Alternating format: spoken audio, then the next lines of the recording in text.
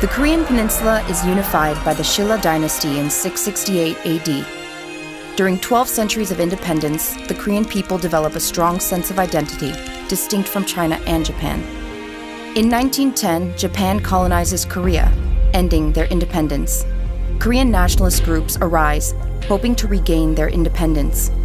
Some associate with Chinese and Soviet communists.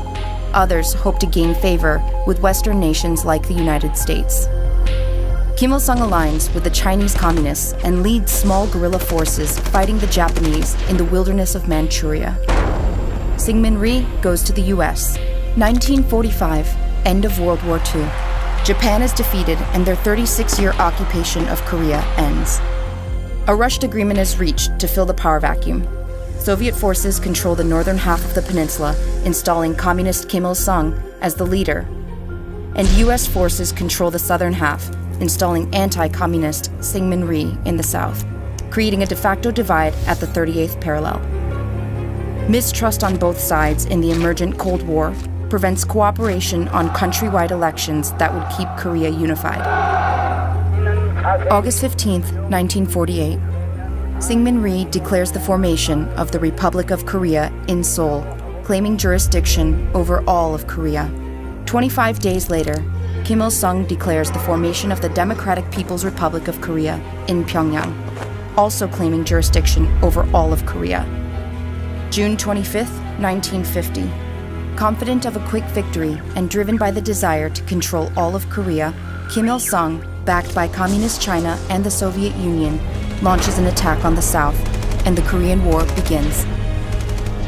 The US intervenes, helping to push the North back. The war devastates the entire peninsula, tearing families apart and taking the lives of millions. July 27, 1953. An armistice is signed to end major hostilities. However, to this day, the Korean peninsula remains technically at war. The only separation between North and South is a 2.5-mile wide demilitarized zone, the most heavily fortified border in the world.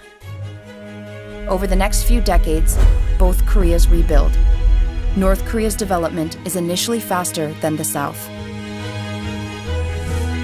Massive effort is put into propaganda campaigns to create a personality cult around Kim Il-sung, their eternal president.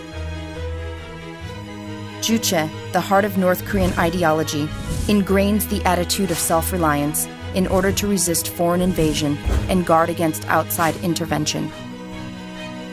By the 1960s, the North provides medical care, universal education, food, and housing to the people. The South experiences periods of dictatorship, military coups, rapid economic development, and democratization, later emerging as one of the most successful democracies in Asia. Communism collapses in Eastern Europe and the Soviet Union. Major sources of aid and trading partners for North Korea are eliminated. July 8, 1994. Kim Il-sung's death triggers intense national mourning. His son, Kim Jong-il, prepared for power decades in advance, replaces him as leader. Under Kim Jong-il's military-first policy, precious resources are diverted away from the North Korean people, and massive efforts go into developing nuclear weapons. Ensuring the security and survival of the regime continues to be the top priority.